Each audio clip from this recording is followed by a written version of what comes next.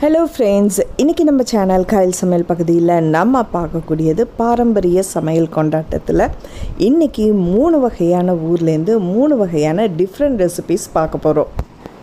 இப்போ நம்ம பார்க்கக்கூடியது ஜுமானாஸ் குக்கிங். ஜுமானா சிவகங்கையிலேருந்து பருத்தி பால் ரெசிபியை நமக்காக செஞ்சு காமிச்சிருக்காங்க.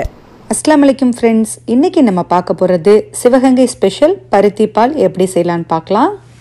பருத்தி பால் செய்ய 250 கிராம் பருத்தி விதைகள் எடுத்திருக்கேன். அடுத்ததாக இனிப்புக்கு தேவையான அளவு வெல்லம் எடுத்துக்கோங்க. 1/2 கப் அளவுக்கு துருவின தேங்காய், தேவையான அளவு சால்ட் எடுத்துக்கோங்க. அடுத்ததாக நான் இன்றைக்கி சுக்கு எடுத்திருக்கேன். உங்கள்கிட்ட சுக்கு பவுடர் இருந்தால் கூட நீங்கள் யூஸ் பண்ணிக்கலாம். 5லேருந்து 6 வரைக்கும் ஏலக்காய் எடுத்துக்கலாம். பருத்தி பால் செய்கிறதுக்கு நம்ம 8 மணி நேரத்துக்கு முன்னாடியே பருத்தி விதைகளை நல்லா ஊற வச்சுக்கணும். நான் நேற்று நைட்டே ஊற வச்சுட்டேன். இப்போ நம்மளுடைய பருத்தி விதைகள் நல்லா ஊறிடுச்சு. நல்லா வாஷ் பண்ணி எடுத்துக்கோங்க. இப்போ அடுத்ததாக இதை நம்ம ஒரு மிக்சியில் போட்டு நல்லா அரைச்சி எடுத்துக்கலாம். நீங்கள் தாராளமாகவே தண்ணி ஊற்றி நல்லா கிரைண்ட் பண்ணி பால் எடுத்துக்கலாம். இந்த மாதிரி பால் எடுக்கும்போது நமக்கு ரொம்ப ஈஸியாகவே வரும். இப்போ நம்மளுடைய பருத்தி விதைகளை அரைச்சி பால் எடுத்தாச்சு. இப்போ நம்ம 2வது பாலும் அரைச்சி எடுத்துக்கலாம். 2வது பால் அரைக்கிறதுக்கும் நீங்கள் ரொம்ப தண்ணி ஊற்றி அரைக்கணும்னு தேவையில்லை. ஓரளவுக்கு கொஞ்சமாக தண்ணி ஆட் பண்ணிவிட்டு நீங்கள் அந்த பாலும் எடுத்து வச்சுக்கலாம். இப்போ நம்மளுடைய பருத்தி பால் நம்ம எடுத்தாச்சு. பாருங்கள் எந்த அளவுக்கு ரொம்ப திக்காக இருக்குன்னு. இப்போ அடுத்ததாக நம்ம பச்சரிசி மாவு எடுத்திருக்கேன். இதில் நம்ம இன்றைக்கி 2 டேபிள் ஸ்பூன்லேருந்து 3 டேபிள் ஸ்பூன் வரைக்கும் நம்ம யூஸ் பண்ணிக்கலாம். பருத்தி பால் ரொம்ப தண்ணியாக இருக்கும். ஸோ இந்த மாதிரி நம்ம பச்சரிசி மாவு கொஞ்சமாக தண்ணி ஆட் பண்ணிவிட்டு நம்ம காய்ச்சும் போது நம்மளுடைய பருத்தி பால் நல்லா ஒரு திக்னஸ் கொடுக்கும். இந்த மாதிரி நம்ம ஃபஸ்ட்டு பச்சரிசி மாவை கரைச்சி தனியாக எடுத்து வச்சுக்கலாம்.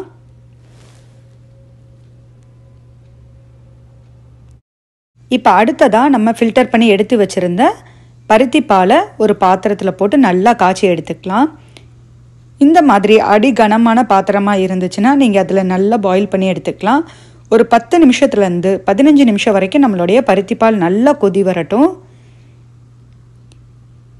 இப்போ நம்மளுடைய பருத்தி பால் நல்லா குக் ஆகிட்டு இருக்கட்டும். இப்போ அடுத்ததாக நம்ம எடுத்து வச்சுருந்த ஏலக்காவையும் சுக்கையும் இந்த மாதிரி மிக்சியில் போட்டு நல்லா கிரைண்ட் பண்ணி எடுத்து வச்சுக்கோங்க. இப்போ நம்ம அடுத்ததாக வெல்லப்பாகு காய்ச்சிடலாம். அதுக்கு நான் இன்றைக்கி வெல்லம் இந்த மாதிரி நுணுக்கி எடுத்திருக்கேன். தேவையான அளவு கொஞ்சமாக தண்ணி ஆட் பண்ணிவிட்டு இதை நம்ம நல்லா கொதிக்க வச்சு எடுத்து வச்சுக்கலாம். இப்போ நம்மளுடைய பருத்தி பால் நல்லா கொதி வந்துருச்சு. இதில் நான் கரைச்சி எடுத்து வச்சுருந்த பச்சரிசி மாவு தண்ணியை ஆட் பண்ணிக்கிறேன். இந்த தண்ணியை நம்ம ஆட் பண்ண 2 நிமிஷத்துலேயே நமக்கு பருத்தி பால் ஒரு திக்கான கன்சிஸ்டன்சிக்கு வந்துடும். இதில் நம்ம அடுத்ததாக அரைச்சி எடுத்து வச்சுருந்த ஏலக்காவையும் சுக்கையும் ஆட் பண்ணிக்கோங்க. உங்களுக்கு ஏலக்காய் சுக்கு ஆட் பண்ணலைன்னா நீங்கள் இஞ்சியை கூட சின்ன சின்னதாக கீறிட்டு கூட நம்ம ஆட் பண்ணிக்கலாம். அதுவும் ரொம்ப டேஸ்ட்டாக இருக்கும். இப்போ அடுத்ததாக நம்ம ஸ்டவ்வை ஆஃப் பண்ணிவிட்டு வெல்லைப்பாகை ஆட் பண்ணிக்கலாம். ஒரு சில நேரம் நமக்கு வெல்லைப்பாகு ஆட் பண்ணதோட இந்த பால் தெரியக்கூடிய வாய்ப்பு இருக்குது. ஸோ அதனால் நீங்கள் ஸ்டவ்வை ஆஃப் பண்ணிவிட்டு வெல்லைப்பாகு நீங்கள் ஆட் பண்ணிக்கோங்க. ஃபைனலாக உங்களுக்கு டேஸ்ட்டுக்கு ஏற்ற மாதிரி கொஞ்சமாக உப்பு ஆட் பண்ணிக்கோங்க. இப்போ அடுத்ததாக நம்ம துருவின தேங்காவை ஆட் பண்ணிக்கிடுவோம். இப்போ நம்மளுடைய சிவகங்கை ஸ்பெஷல் ஹெல்த்தியான பருத்தி பால் ரெடி ஆயிடுச்சு. நன்றி ஜுமானாஸ் குக்கிங். அருமையான ஹெல்த்தியான பருத்தி பால் ரெசிபி கொடுத்துருக்கீங்க. அவங்களோட லிங்க்கு டிஸ்கிரிப்ஷன் பாக்ஸில் இருக்குது. ஸோ அடுத்ததாக நம்ம பார்க்கக்கூடியது திருச்சி ஸ்பெஷல் இளநீர் பாயாசம். இது செஞ்சு காமிச்சிருக்காங்க அச்சு ட்ரீம்ஸ். அஸ்ஸலாமு அலைக்கும் வரஹ்மத்துல்லாஹி வபரகாத்துஹு. ஹாய் வீவர்ஸ், வெல்கம் டு அச்சு ட்ரீம்ஸ். எல்லாருமே எப்படி இருக்கீங்க? ரொம்ப நல்லா இருப்பீங்க அப்படின்னு நினைக்கிறேன். இன்றைக்கி நம்ம சூப்பரான திருச்சியில் கொஞ்சம் ஃபேமஸாக இருக்கக்கூடிய இளநீர் பாயாசம் எப்படி பண்ணுறது அப்படிங்கிறது தான் நம்ம இந்த வீடியோவில் பார்க்க போகிறோம். அதுக்கு தேவையான பொருள் பார்த்திங்க அப்படின்னு சொன்னால் 2 இளநீர் எடுத்து அதோட தண்ணீரை தனியாக எடுத்து வச்சுருக்கேன். அதோட தேங்காயையும் தனியாக ஒரு பவுலில் போட்டு வச்சுருக்கிறேன். அந்த இளநீரில் அந்த தேங்காயை கொஞ்சமாக நான் எடுத்து அந்த இளநீரில் நான் சேர்த்துக்கிறேன். அப்போ அந்த பாயாசம் இன்னும் கொஞ்சம் நல்லாயிருக்கும் சாப்பிட்றதுக்கு. அதுக்கப்புறம் ஒரு பவுலில் பாயாசத்துக்கு தேவையான சர்க்கரையும் கொஞ்சம் வித்தியாசமாக இருக்கட்டுமே அப்படின்னு சொல்லிட்டு ஜவ்வரிசியை வேக வச்சு நான் எடுத்திருக்கேன். அதுக்கப்புறம் பார்த்தீங்க அப்படின்னு சொன்னால் ஒரு சைடு நான் பால் காய்ச்சிட்ருக்கிறேன். பால் வந்து நல்லா திக்காக ஆகிற வரைக்கும் நம்ம வந்து காய்ச்சணுங்க. நல்ல ஓரப்பகுதியெல்லாம் கிளறி விட்டுறணும். அந்த பாலில் நான் 1 டேபிள் ஸ்பூன் அளவுக்கு ஏலக்காய் பொடி வந்து ஆட் பண்ணியிருக்கேன். ஏலக்காய் வந்து பால் கொதிக்கும் போது சேர்த்திங்க அப்படின்னு சொன்னால் ரொம்ப ரொம்ப நல்லாயிருக்கும். அதோட ஃப்ளேவரே வந்து வேறு மாதிரி இருக்கும். இப்போ நான் வந்து பால் வந்து நல்லா நம்மளுக்கு கொதித்து வந்ததுக்கப்புறம் எடுத்து வச்சுருக்க சர்க்கரையை நாம் இதில் ஆட் பண்ணிக்கலாம். ஆட் பண்ணி நல்லா வந்து கிளறி விட்டுருங்க. இப்போ பார்த்தீங்க அப்படின்னு சொன்னால் பால் வந்து நல்லா பொங்கி வருது, நல்லா வந்து திக்காக நம்மளுக்கு கிடச்சிருச்சு.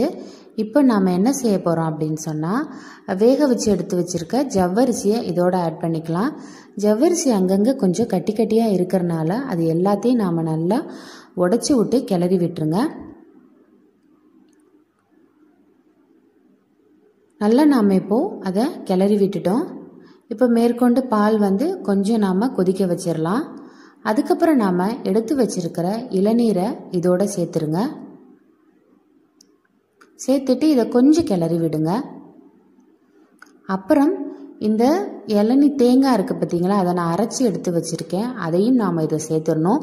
நாம் இது சேர்க்கும் போது பால் வந்து ஹை ஃப்ளேமில் இருக்கக்கூடாதுங்க, ரொம்ப லோ ஃப்ளேமில் வச்சுக்கோங்க. நம்மளுக்கு பாயாசம் ஆல்மோஸ்ட் வந்து முடிஞ்சிருச்சு. இதோட நான் வந்து வறுத்து எடுத்த முந்திரியையும் ஆட் பண்ணிக்கிறேன். அவ்வளோதான், சூப்பரான பாயாசம் ரெடி ஆயிடுச்சு. மேலுக்கொண்டு கூடுதலான டேஸ்ட்டுக்கு கொஞ்சம் மாதுளம்பழத்தை நான் வந்து ஆட் பண்ணிக்கிறேன். அப்போது இதோட ஃப்ளேவர் வந்து ரொம்ப சூப்பராக இருக்கும். நமக்கு சிம்பிளான அதே சமயத்தில் ரொம்ப ரொம்ப சத்தான டேஸ்டான இளநீர் பாயாசம் நாம் ரெடி பண்ணிட்டோம். நீங்களும் இதை ட்ரை பண்ணி பார்த்துட்டு எப்படி இருந்ததுன்னு சொல்லிட்டு எனக்கு கமெண்ட்ஸில் தெரியப்படுத்துங்க. ஃபஸ்ட் டைம் பார்க்குறவங்க சப் பண்ணிவிட்டு தொடர்ந்து இணைந்திருங்கள். எப்படிக்கு உங்கள் சகோதரி. பாய். நன்றி அச்சு ட்ரீம்ஸ். ரொம்ப அருமையான இளநீர் பாயாசம் செஞ்சு காமிச்சிருக்கீங்க. இவங்களோட லிங்க்கும் டிஸ்கிரிப்ஷன் பாக்ஸில் இருக்குது. அடுத்ததாக நம்ம பார்க்கக்கூடியவங்க தஸ்லீன். கோட்டார்லேருந்து இவங்க வந்து ஒரு அருமையான பீஃப் வறுவல் கொடுத்துருக்காங்க. இவங்க சேனல் நேம் அர்ஷ் பாரடைஸ்.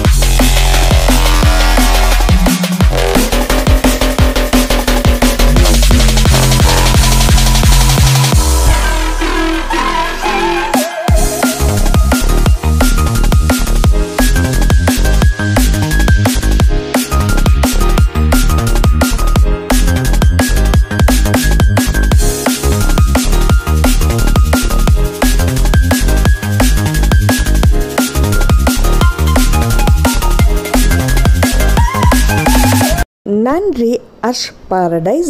ரொம்ப ஒரு அருமையான ரெசிபி கொடுத்துருக்கீங்க. ஸோ எல்லாருடைய லிங்க்கையும் டிஸ்கிரிப்ஷன் பாக்ஸில் கொடுக்குறேன். மறக்காமல் பாருங்கள், எல்லாருக்குமே சப்ஸ்கிரைப் பண்ணுங்கள். இதோட நம்ம சேனலில் பாரம்பரிய சமையல் கொண்டாட்டம் முடிய போகிறது இல்லை, இன்னுமே நிறைய ஊர் ரெசிபீஸை பார்க்க இருக்கிறோம். ஸோ நீங்களும் உங்கள் ஊர் பாரம்பரிய சமையலை எங்களோட பகிர்ந்துக்கணும் அப்படின்னு நினச்சிங்கன்னா kpmsamayal@gmail.comல என்ன தொடர்பு கொள்ளுங்கள். அடுத்த ஒரு ரெசிபியில் நம்ம ஒரு பாரம்பரியமான சமையலோடு சந்திப்போம். நன்றி.